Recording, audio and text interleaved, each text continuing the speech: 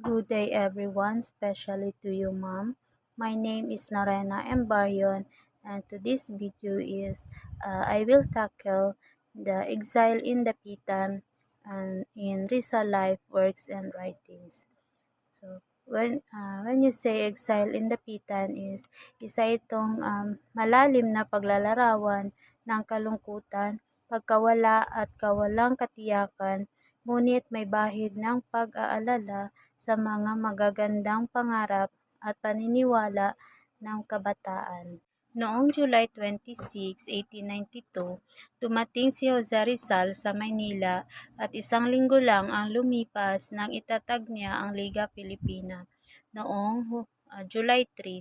Subalit makalipas ang 4 na araw, inaresto siya at ipinatapon sa dapitan noong July 7 nang walang paglilitis. Sa dapitan, nanirahan si Rizal ng 4 na taon at ginugol ang panahong ito sa maraming produktibong gawain. Nagpraktis siya ng medisina, nagsagawa ng siyentipikong pananaliksik, nagtayo ng paaralan, nagpatayo ng patubig, pinaganda ang plaza, nagsulat ng mga pampanitikan at pansining na gawa, nakisangkot sa pagsasaka at naging negosyante. Sa kabila ng pagiging ipinatapon, ang kanyang pananatili sa dapitan ay naging isa sa pinakamabunga at makabuluhang yugto sa kanyang buhay. Dumating si Jose Rizal at ang kanyang kapatid na si Lucia sa Maynila noong July 26, 1892, sakay ng barkong Don Juan. Pagdating nila, sinalubong sila ng mga karabinero at sumailalim sa inspeksyon ng mga bagahe sa ilalim ng masusing pagbabantay ng mga tauhan ng Guardia Sibil. Matapos ang proseso, sila ay pinayagang umalis at tumuloy sa Hotel Oriente sa Binondo, ang pinakamagandang hotel sa Maynila noong panahong iyon. Kinahaponan, nagtungo si Rizal sa Malacanang upang makipagkita kay Gobernador Despujol, ngunit pinabalik siya kinagabihan. Nang magbalik siya ng alas 7, nagkaroon sila ng panayam kung saan pumayag si Despujol sa pagpapalaya ng ama ni Rizal, ngunit hindi sa kanyang mga kapatid at bayaw. Sinabihan siya na nagkaroon pa sila ng karagdagang pagpupulong. Pagkatapos binisita ni Rizal ang kanyang mga kapatid na sina Narcisa at Saturnina, kinagabihan din nakipagkita siya sa ilang mga kilalang makabayang Pilipino tulad ni Apolinario Mabini, Andres Bonifacio, Ambrosio Salvador, Timoteo Paez, Pedro Serrano Lactao at si Diodato Arellano at ipinaliwanag ang kanyang mga layunin. Pagdating ni Jose Rizal sa Maynila, nagdulot siya ng labis na kasiyahan sa mga Pilipino na sabik siyang makita at makasama, ngunit nagdulot din ng pangamba sa mga Espanyol dahil sa kanyang kasikatan. Kasama ang mga kaibigan, bumiyahe sila mula Tutuban Station at binisita ang Malolo sa San Fernando, Tarlac at Bacoor kung saan siya pinarangalan ng mga kababayan. Subalit patuloy siyang binabantayan ng mga espiya ng pamahalaan at bawat kasamahan niya ay pinaghihinalaan. Noong Hulyo 3, 1892, isang linggo mula nang dumating siya mula Hong Kong, itinatag ni Rizal ang Liga Pilipina sa tahanan ni Doroteo Ong Junco sa Tondo. Dumalo ang mga makabayang Pilipino sa pagtatag ng samahang ito at nahalal ang mga opisyal, Ambrosio Salvador bilang Pangulo, Agustin de la Rosa bilang Piskal, Bonifacio Arevalo bilang Ingat-yaman at Diodato Arellano bilang Kalihim. Ang layunin ng Liga Pilipina ay ang pagkakaisa ng kapuluan, pagtutulungan sa panahon ng pangangailangan, pagtatanggol laban sa karahasan at kawalang katarungan, pagsusuporta sa edukasyon, agrikultura at komersyo, at pagsulong sa mga reforma. Noong July 7, 1892, ipinatawag si Jose Rizal sa Malacanang at tinanong kung nais niyang bumalik sa Hong Kong. Sumagot siya ng oo, ngunit inilabas ni Gobernador General Despujol ang ilang polyetong umano'y natagpuan sa kanilang bagahe, mga kopya ng satirikong artikulong Pobres Frailes na nanlilibak sa mga prayle. Kinasuhan si Rizal na siya ang may akda ng artikulong iyon, dahilan upang siya ay agad na arestuhin at dalhin sa Fort Santiago. Kinagabihan ding iyon, inilathala sa Gazette de Manila ang kautosang ipatapon si Rizal sa Katimugan.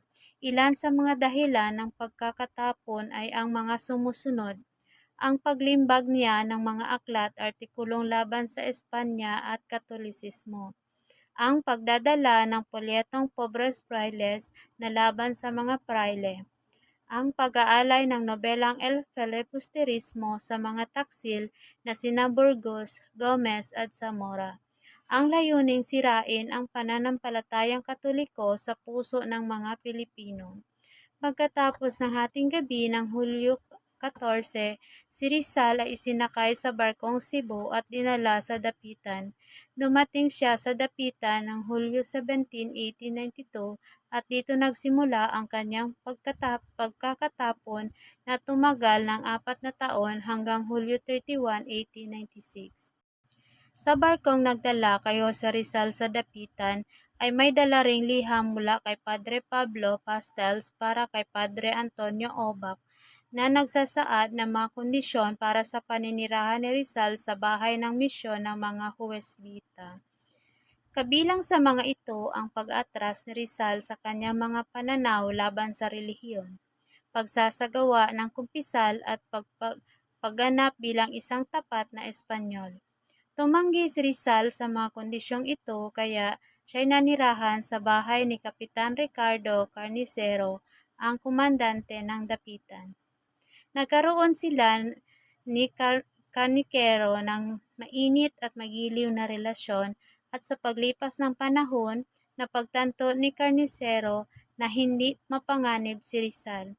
Sa kanilang pagkakaibigan, nagbigay siya kay Rizal ng kalayaang gumalaw at mag-report isang beses sa isang linggo lamang. Bilang tanda ng kanyang paggalang, isinulat ni Rizal ang tulang a Don Ricardo Carnicero para sa kaarawan ng kapitan noong August 26, 1892. Noong Mayo 4, 1893, pinalitan ni Kapitan Juan Sitges si Carnicero. Unay mahigpit si Sitges, ngunit sa kalaunay natutunan din niyang magustuhan si Rizal kaya ibinalik niya ang kalayaang tinatamasa nito sa ilalim ng Carnicero.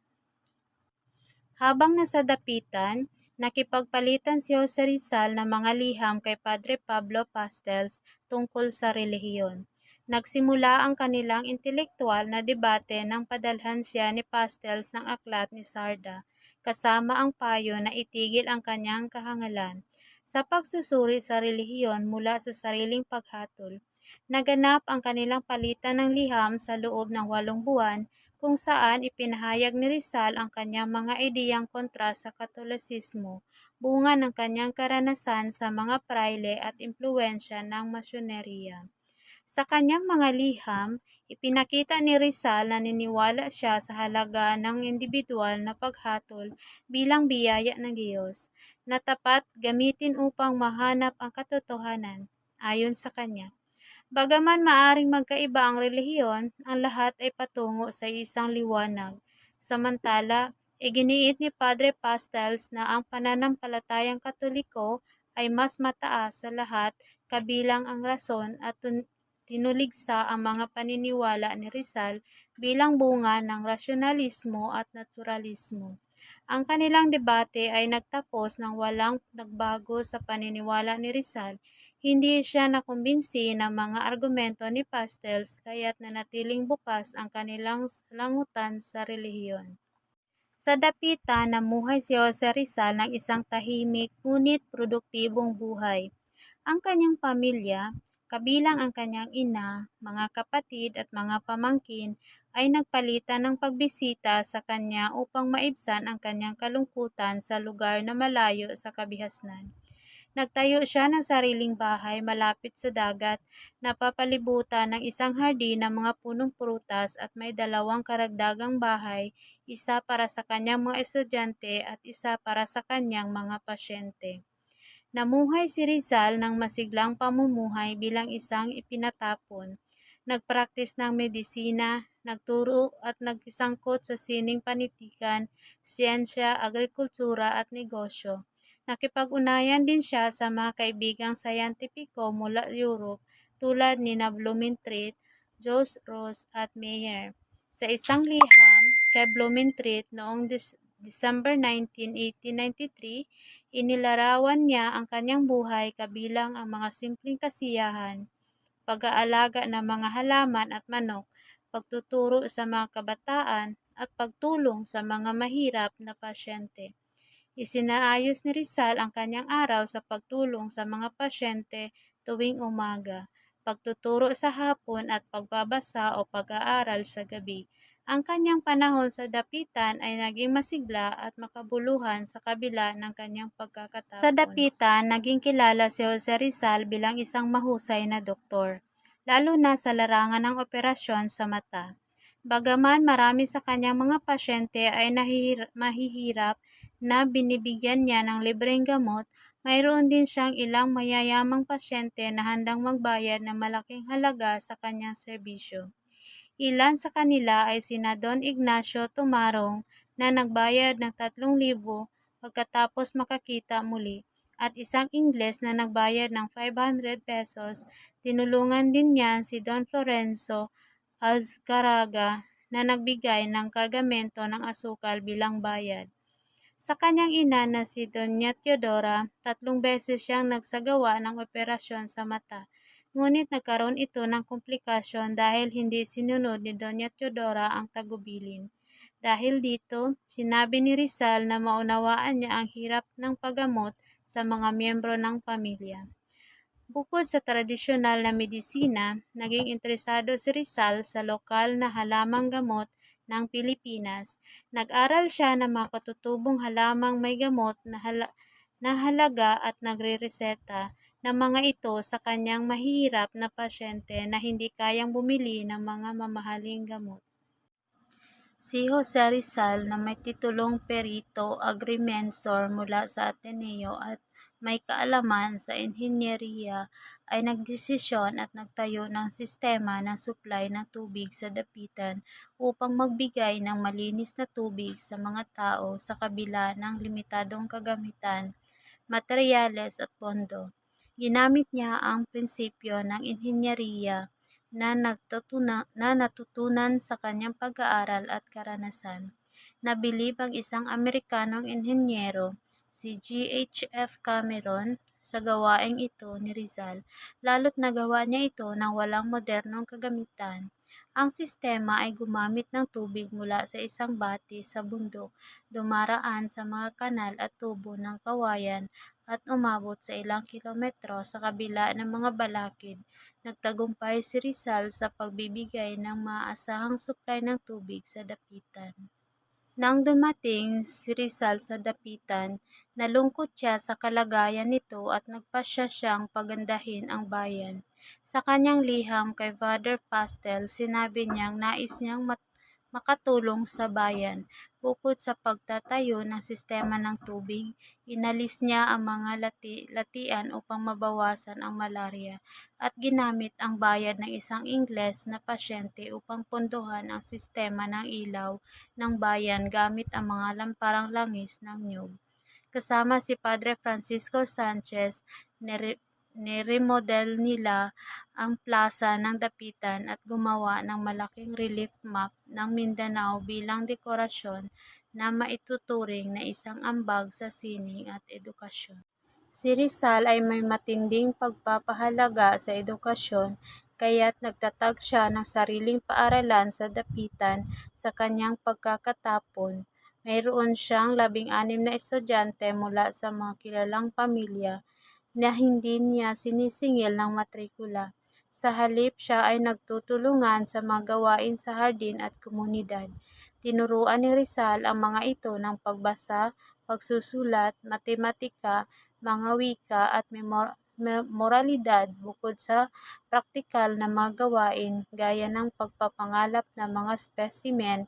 Ang klase ay ginaganap sa Espanyol at Ingles at may ranggong emperor para sa pinakamahusay na mag-aaral tulad sa Ateneo.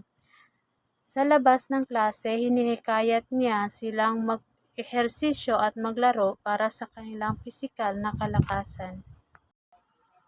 Ang tula ni Jose Rizal na Himno at Talisay ay isang pagpupugay sa puno ng talisay na naging simbolo ng kanyang paaralan sa Dapitan. Sa ilalim ng punong ito, tinipon ni Rizal ang kanyang mga estudyante kung saan kanilang tinutuklas ang kalikasan at nagsasagawa ng mga aktibidad na naghubog sa kanilang kaisipan at katawan. Sa mga taludtod, inilalarawan ang kaligayahan at katatagan ng kabataan, ang kanilang mga laro sa kalikasan at ang kanilang determinasyon na harapin ang mga hamon ng buhay. Binanggit din ang kanilang pag-aaral ng iba't ibang disiplina, kabilang ang wika, kasaysayan at agham na naglalalayong maghanda sa kanila para sa kanilang hinaharap. Sa koro, ang puno ng talisay ay itinuturing na simbolo ng pag-asa, katatagan at pagmamalaki ng kanilang bayan. Ang tula ay nagtatapos sa isang panawagan ng pagkakaisa at tagumpay na nagsasaad na ang talisay ay maghahari sa bawat aspeto ng kanilang buhay. Si Jose Rizal ay naglakbay sa Mindanao na kanyang tinuturing na isang mayamang lupain para sa pagkolekta ng mga specimen. Kasama ang kanyang mga estudyante at gamit ang baroto, sinuri niya ang mga gubat at baybayin upang mangolekta ng mga specimen ng insekto, kabibe at mga halaman. Ang mga specimen na ito ay pinadala niya sa mga museo sa Europa, partikular sa Dresden Museum, at bilang kabayaran, tumanggap siya ng mga aklat at surgical instruments mula sa mga sayantipikong Europeo. Kilala si Rizal sa pagtuklas ng mga bihirang spesimen na pinangalan sa kanyang karangalan tulad ng Draco rizali o isang flying dragon, Apogonia rizali, isang maliit na salagubang, at Dracopurus rizali, isang bihirang palaka. Bukod dito, isinagawa niya ang mga pag-aaral sa iba't ibang larangan ng agham, kabilang ang antropolohiya, etnografiya, arkeolohiya, geolohiya at heografiya na naitala sa kanyang mga liham sa mga kaibigang sayantipiko sa Europa.